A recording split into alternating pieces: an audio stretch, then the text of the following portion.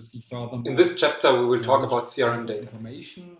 Precisely, we will see what is a database, the types of databases, the benefits of databases, and how databases will be analyzed in CRM.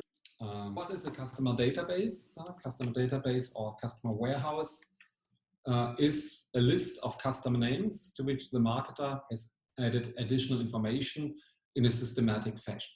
So additional information about purchase behavior, preferences, and so on. Database is also the heart of all CRM and interactive marketing strategies and activities, because based on the information, segmentation will be done and personalization can be done.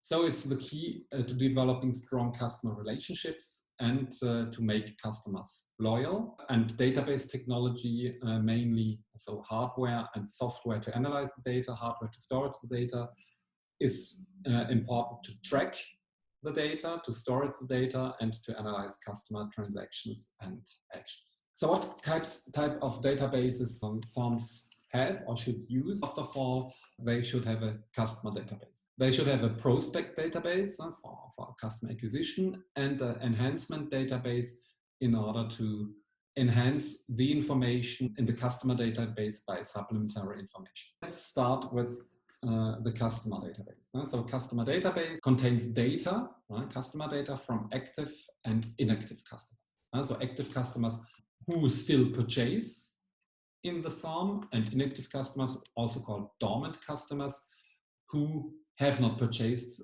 for a while. Customers might be defective, so they might not be anymore a customer, or they might be only inactive. So data from active and inactive customers, it contains above all basic contact information, the name, first name, family name, the address, zip code, telephone number, email address. On social media, WhatsApp, so all this information that can be used to contact the customer. The second type of information is demographic information. The age, so you should record not the age because it's a dynamic variable, you should record the birth date. Because with the birth date, you can always calculate the real age. You should record the gender, regional status, the education, so which type of diploma the person holds, the number of people in the households, are the children, again with the birthday, the personal income of the household. These information are traditional segmentation variables. So for example, with the marital status, this gives you an indication about the needs of the customer, of the household. So a single household has other needs than a married household. Clearly an idea about the needs of the household, the life cycle, because if you know that the household is composed of children and a couple, then there are needs that you might know through socio-demographical information. The education helps you to understand the level of sophistication of the household. Highly educated people in the household with master or PhD degrees, this is an indicator about that they might be interested in given types of products. So for example, software products or books. Whereas if you have low educated people, this gives you an indication that other types of products might fit. Service or product, it can be relevant to know the sexual orientation too, right? If you operate a dating platform, clearly this information is necessary. You have to pay attention. This thing, you cannot storage this sexual orientation because you have in France an organism called CNIL, C-N-I-L, which is called in French Commission Nationale de l'Informatique et de la Liberté. This cannot store, for example, information about ethnicity or race. Have not the right to storage political orientation and sexual orientation. The type of customer database information depends on the sector. So for a dating app, clearly you would storage other information than for a do-it-yourself firm or retailer or voice retailer. You have to consider the sector in which you are. Other countries does this type of organization like CNIL exist as well. Germany, the rules are very strict, so there are organizations. So I would say in all developed countries, you have these organizations. Countries like China or Thailand have other governments which are less oriented on digital freedom. In France and Germany and I think all European countries, we are very strict with this data storage. So firms cannot store whatever they want, and they have also to ask permission. This is also called permission marketing. So firms have to ask permission to their clients to start. Their clients. Permission marketing allows consumers to choose whether or not to be subject to marketing. This choice can result in better engagement. For example, consumers are more likely to open an email marketing message if they double opt-in compared to a regular single opt-in. By targeting volunteers, permission marketing improves the odds that consumers pay more attention to the marketing message. Permission marketing thus encourages consumers to engage in a long-standing cooperative marketing. For example, if you enroll into a loyalty program, you have to ask the customers if they agree with the storage of this information. In this context, we have to explain opt-in and opt-out. Opt-in email is a term used when someone is not additionally added to an emailing list and is instead given the option to join the emailing list. Typically, this is some sort of mailing list, newsletter, or advertising. Opt-out emails do not ask for permission to send emails. These emails are typically criticized as unsolicited bulk emails, better known as spam. This is, if you go to China, it does not exist. So in China, they store all this information. There's even quite actual situation with the coronavirus. They scan the faces, they scan the bodies, the temperature, and with the faces, with face recognition, they can identify the person who passed through a checkpoint. So, for example, if you go through a checkpoint at the airport or in a supermarket or in any other public location, your face will be scanned, you will be identified, the temperature is scanned, and if you have high temperature, you have directly either voluntarily go to a hospital, either if you don't want, police is coming. And this is another system. They store everything, they don't have to ask for permission. And this information is also useful to calibrate algorithms. That is why it's like China are very advanced in terms of data mining and artificial intelligence, and they will probably become leading in the next 10 years because they don't have restrictive laws we have about data collection, data and data use artificial intelligence. That is, once you have created information about the demographics, you will start to collect transaction history. How the customer was acquired, for example, by newspaper coupons or by a television campaign or via Facebook or social media or via a newsletter. So this is important. Then you will storage all interactional transaction history. So that is the date of purchase in order to measure recency, then the purchase frequencies, so the number of times the customer is buying, the amount of purchases, so for how many money the customer bought, which kind of products, and so the product reference in order to understand better the preferences, the date of contact with clients, how do they react to sales promotions and advertising. This information enables you to calculate an indicator called RFM, which we will see in the chapter 4.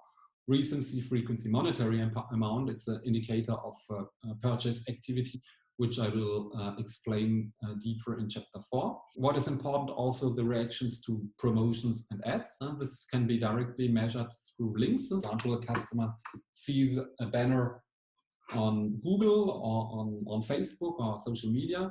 When he clicks through, then he can directly measure the reactivity in order to see to which type of ad or promotion the customer is sensitive and if he answers or not to this promotion. And so it's a supplementary information that helps you to better understand the customer. And finally, other relevant information such as product inquiries, and so all types of interactions with the firm collected, and so inquiries about products, referrals, reviews, Amazon, satisfaction, loyalty, and customer lifetime. How do companies collect those information? Demographic information is when customers enroll, for example, into a loyalty program. And when you enroll into loyalty programs, you have to fill out a lot of information, such as your name, address, contact data, you give your birth date, gender, marital status. So this is declarative data that is collected when opening an account. The e-commerce side of this information is collected when you create your account. So for example, if you want to buy something on Amazon, or if you want to, wherever you want to get something, forms require you to create your personal account. You have to give your name and contact information and a lot of supplementary information in order to create your account. If you take example of Google Play, you have your account, sometimes even with your credit card, because then you can directly pay. But for creating this account, this information is required to create the account. Concerning the transaction history, the information is collected once you interact. Whenever you show your loyalty card, every purchases are recorded, recency, frequency, amount of purchase, date of contact. When you buy online, this is collected when you buy. For example, at Amazon, when you buy, recency, frequency, amount of purchase, the articles of purchase are collected. The date of contact is collected. If you have reacted to sales promotions, all this information is then directly collected when realizing the transaction. Once your contact data is collected, a lot of information comes from the contact form to get basic contact information. You can get this information by sending newsletters if customers enroll. You can do also surveys with customers. You can send coupons in real newspapers, so customers fill out the names, send it back by postal mail, but you can also do now online coupons, for example, Groupon, electronic coupon. With cookies, naturally, when browsing on internet, you can get a lot of information. Pop-ups, for example, on Google with advertisements, and when you click in that, you might might be required to give some information. You can do outbounding phone calls, and you can get this information also with subscriptions. For example, when you enroll into Netflix, or when you enroll for a mobile phone or internet subscription, you have to give this information. And finally, as I said, loyalty. We continue with the customer database, so data from customers, how they were acquired, how they have been active or inactive, what is the purchasing pattern, how much did they spend. This is the RFM rule, so recency, frequency, monetary amount. Why are they active or inactive? What are the signs of defections before they become inactive? So all this information can be done with transactional data. If you record transactional data, you see the recency and the frequency. So for example, if you see that the recency, that is the date since the last purchase, decreases, so this is an indicator that the customer is on the point to become inactive, that he won't purchase again. Or if you see that the purchase frequency decreases, this also is an indicator, if you look to the purchase pattern, that the customer might become inactive. So these are transactional indicators that show you that customer is on the point to either become inactive or to defect. That is, he might go to the competition. Then, if you see that, you might send a satisfaction survey in order to measure customer satisfaction. If you see that satisfaction decreases, this is again an indicator that the customer is to defect or not to buy again. That is why this information is important, because it gives you first an indicator. The higher the amount of purchase, the higher the frequency, the higher the recency, the better the customer will be, the higher will be also the customer lifetime. A customer with a high RFM score will be a top customer. Whereas a customer with a bad RFM score is a bad customer. And that is why this transactional data and purchase patterns helps you to detect customers who are on the point to defect. First question, how they were acquired. It is an interesting question because it gives you an indicator if the customer will be a good customer or not. This is an example of an attrition analysis in a newspaper. Attrition means loss of customers. It's like defection. Or perhaps you know also the term churn. Churn rate, attrition, defection is all the same. So it means loss of customers. So on this graph, you see different acquisition channels. So for example, you have physical prospection, telephone prospection, coupon, a voucher, and divorce. Divorce means that the customer came on its own. You can see here are the defection over the time, over 42 months. So you can see in the beginning, all customers, 100% of the customers are active. And with the time, you see that some customers become defective. So they, in other words, they stopped subscription of the journal. And you can see the highest attrition rate or the lowest survival rate is the red curve. Those customers who were acquired by physical prospectors, people who came to the people and tried to convince them to take the job. The second less effective media is the telephone. Then you see the coupon.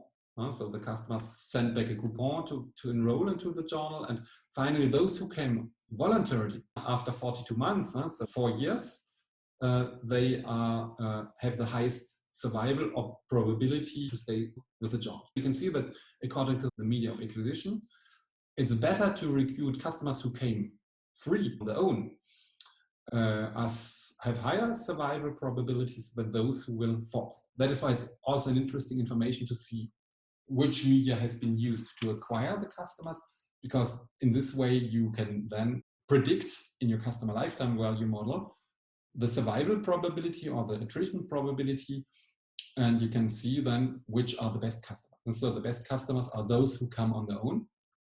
The baddest customers are those who are recruited by telephone or physical acquisition.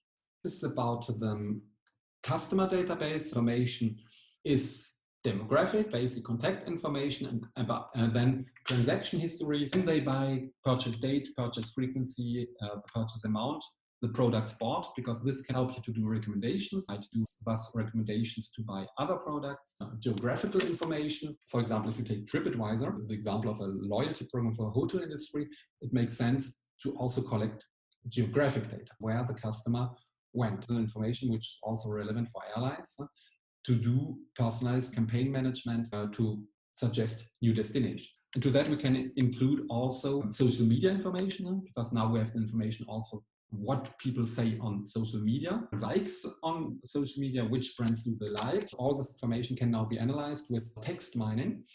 And this text mining is a very good mean to understand what customers say on blogs, on forums, on social media. Social media information, and finally, last but not least, IoT, Internet of Things, or smart connected objects. This information, for example, about heart frequencies, about our physical activity, and other connections we might have, for example, a smart home, is very important information about our well-being, about our physical health, called the quantified self. And this information is highly strategic because it can be used to offer a good product according to the health conditions. I give you an example. You know that somebody has not done enough sport, but he's doing a diet, or he has some weight problems. It makes sense to know that because then online service like Weight Watchers could become a physical coach, supervise the connected data coming from the IoT in order to make recommendations about physical activity or recommendations about dishes, meals that the customer should eat. And for example, if he has done a lot of sport, the application will give this information to Weight Watchers, and Weight Watcher would say, okay, today you might eat a steak. If you don't have done any sport, application would say, no, today you have to make diet because you did not do enough sport. You can see this information is also highly relevant, will be used more in the future. So to transaction history, you can include social media history, geographical location history, and IoT smart connected information.